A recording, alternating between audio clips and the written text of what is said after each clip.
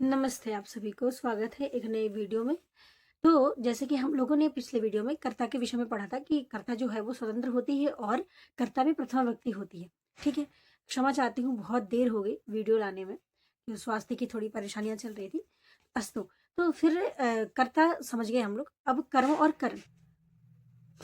कर्मणि द्वितीया से कर्म में द्वितीय विभक्ति होती है और कर्म संज्ञा उनकी होती है जो कि कर्ता क्रिया के द्वारा जिसको अत्यंत चाहता है उसमें कर्म संज्ञा होती है।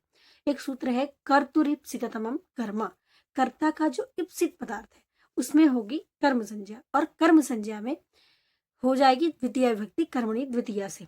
ठीक है, तो जैसे कि इसका उदाहरण हम लोग देखेंगे कि राम गांव जाता है। ठीक है, तो यहाँ पे को शब्द छुपा हुआ है, राम गांव को जाता है। तो यहाँ पे गांव में क्या हो जाएगी, राम जो है वो करता है और उसका ईप्सित पदार्थ मतलब वो जो कार्य कर रहा है, ठीक है, इसमें उसकी रुचि है, वो क्या है, गांव को जा रहा है। तो इसमें गांव में हो जाएगी द्वितीया, तो होगा रामः ग्रामम गच्छति। ठीक है, ऐसे ही राम भोजन करता है। भोजन करना क्या है, राम की इप्सित पदार्थ है। ठीक है, और राम यहाँ पे क्या है, करता है। तो कर्ता में हमेशा प्रथमा होगी, कर्म में द्वितीया होगी। ठीक है, तो जहां भी जिस वाक्य में भी हम देखेंगे कि कर्म है वहां पे हम द्वितीय विभक्ति ही प्रयोग करेंगे। ठीक है, तो भोजनम खादति ऐसा रूप बनेगा। ठीक है, ये है कर्म का। अब तीसरा जो है वो करण है, उसका जो चिन्ह है वो है से के द्वारा।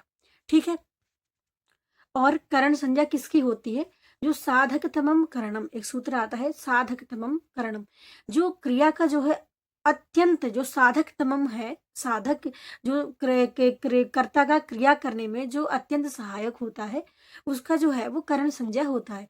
और जिसमें करण संज्ञा होती है उसमें तृतीय विभक्ति होती है। तो जैसे कि बहुत प्रसिद्ध उदाहरण है, राम ने रावण को मारा, या किसके द्वारा मारा, तो राम ने बाण के द्वारा बाली को मारा। ठीक है, ये वाक्य है। तो उसका किसके द्वारा वो मार रहे हैं, बाण के द्वारा मार रहे हैं।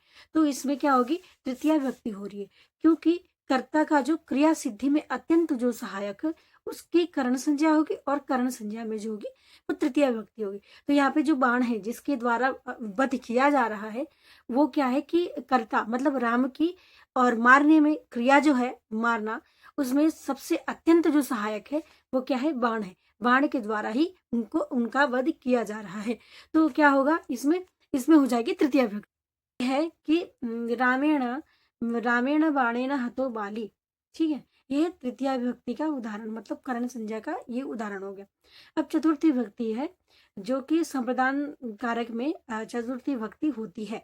ठीक है, और चतुर्थी विभक्ति का जो चिन्ह है वो के लिए। ठीक है, एक सूत्र आता है कि कर्मणा यम अभिप्रैति संप्रदानम। ठीक है, तो वो सूत्र का ये अर्थ हुआ कि दान कर्म से जिसे संतुष्ट किया जाए उसमें संप्रदान संज्ञा होती है, उसकी संप्रदान संज्ञा होती है। और जिसकी संप्रदान संज्ञा होती है उसमें कौन सी विभक्ति होती है, चतुर्थी विभक्ति होती है। जैसे कि उदाहरण होता है विप्राय गाम ददाते। ठीक है, हम क्या होते, ब्राह्मणों को गाय दान देते हैं। किसको दे रहे हैं, ब्राह्मणों को दे रहे हैं। तो दान देकर के जिसे संतुष्ट कर रहे हैं, किसको, विप्र को कर रहे हैं। तो विप्र की संप्रदान संज्ञा होगी और संप्रदान संज्ञा होने के कारण उसमें चतुर्थी विभक्ति हो जाएगी। नमः स्वस्ति स्वाहा स्वधा अलम वषट युगाच्च। ठीक है, जिसका अर्थ इस प्रकार हुआ कि नमः के युग में स्वस्ति स्वाहा स्वधा अलम और वषट इनके योग में चतुर्थी विभक्ति होती है। जैसे कि गणेश जी को नमस्कार है तो हम लोग बोलते हैं गणेशाय नमः। ठीक है, और स्वाहा पशुओं के लिए स्वाहा, तो क्या बोलते हैं, पशुभ्यः स्वाहा। स्वधा, ठीक है, अलम जैसे कि बोलते हैं कि अब बस करो, अलम का अर्थ होता है बस करो, तो क्या बोलते हैं, अलम करणेना अलम करणाय। ठीक है, तो अलम स्वधा अलम वषट इनके योग में क्या होगी, चतुर्थी विभक्ति होगी। ठीक है, अब है पंचमी। मैं जल्दी जल्दी इसलिए आपको समझा रही हूँ कि एक वीडियो में सारे कारक कारक जितने भी हैं उनके चिन्ह और उनके उदाहरण सारे क्या होंगे आपको एक बार आप उसको अगर पढ़ोगे भी तो भी आपको काम के हैं, आपके एग्जाम जो आ रहे हैं उसके लिए भी काम के हैं। तो ज़्यादा डीप ना जा करके जो मेन मेन सूत्र हैं उनको हम देखेंगे और उनके द्वारा ही हम समझेंगे। ठीक है, तो पंचमी है, तो पंचमी जो है वो अपादान कारक में पंचमी विभक्ति होती है। अपादान कारक किस में होता है, तो बोलते हैं ध्रुवम पाए अपादानम। ठीक है। एक सूत्र है ध्रुवम पाए अपादानम, अर्थात जो ध्रुव, ध्रुव का मतलब होता है अटल, जो अटल है उनकी आपादान संज्ञा होती है, और आपादान संज्ञा जिनकी होती है उनमें कौन सी विभक्ति होती है? पंचमी विभक्ति होती है। ठीक है। जैसे कि वृक्ष से पत्ते गिरते हैं। ठीक है। तो वृक्ष जो है वो वृक्ष पत्तों के साथ तो वृक्ष गिर नहीं रहा है, तो क्या होगा कि वृक्ष से पत्ते अलग हो रहे हैं, तो अलग होने के भाव में कौन सी व्यक्ति होगी? पंचमी विभक्ति होगी, क्योंकि जो वृक्ष है वो ध्रुव है, मतलब अटल है, और वो जो पत्ते हैं वो अटल से अलग हो रहे हैं, तो उसमें वृक्ष में पंचमी विभक्ति होगी। जैसे कि वृक्षात पत्राणि पतन्ति। ठीक है। दूसरा एग्जाम्पल देखेंगे कि महल से बच्चा गिरता है। ठीक है। तो महल भी यहाँ पे क्या है? वो ध्रुव है, मतलब अटल है। बालक जो है वो महल से अलग हो रहा है, बालक के साथ महल अलग नहीं हो रहा है। ठीक है। तो होगा प्रासादात बालकः पतति। ठीक है। तो यह है पंचमी विभक्ति। अब है षष्ठी विभक्ति। देखिए, जो कारक है जिसमें षष्ठी विभक्ति होती है वो है संबंध कारक। ठीक है। और संबंध कारक का जो चिन्ह है वो है का, के, की। तो जिस भी वाक्य में का, के, की आता है वहां पर क्या होगा? वहां पे होगी षष्ठी विभक्ति, और वहां पे कारक कौन सी होगी? संबंध कारक होगा। देखिए, कृदंत के योग में और कर्ता कर्म में षष्ठी विभक्ति होती है। जैसे इसका एग्जाम्पल जो होगा जगतः कर्ता दुग्धस्य पानम। ठीक है। और इसका जो सूत्र है वो है कर्तृकर्मणोः कृति। ठीक है।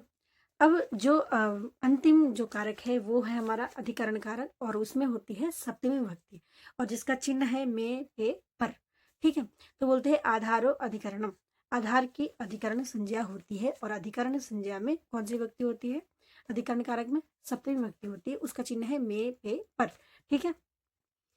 तो ये जो है वो है सारे कारकों का मैंने एक साथ डिवीजन करवा दिया, और बहुत कम समय में आप इसको बार बार देख भी सकते हैं। आपकी जो भी शंका होगा आप कमेंट जरूर कर सकते हैं, और अच्छी लगेगी वीडियो तो चैनल को सब्सक्राइब जरूर करिएगा, लाइक करिएगा। इससे क्या होता है, हमें मोटिवेशन मिलेगी, और हम जल्दी जल्दी आपके लिए वीडियो लेकर के आएंगे नए नए विषयों पर। और जो भी छूट रहा है बीच में जो कारक हैं, उपपद विभक्तियां हैं, उनके लिए मैं एक अलग से वीडियो लेकर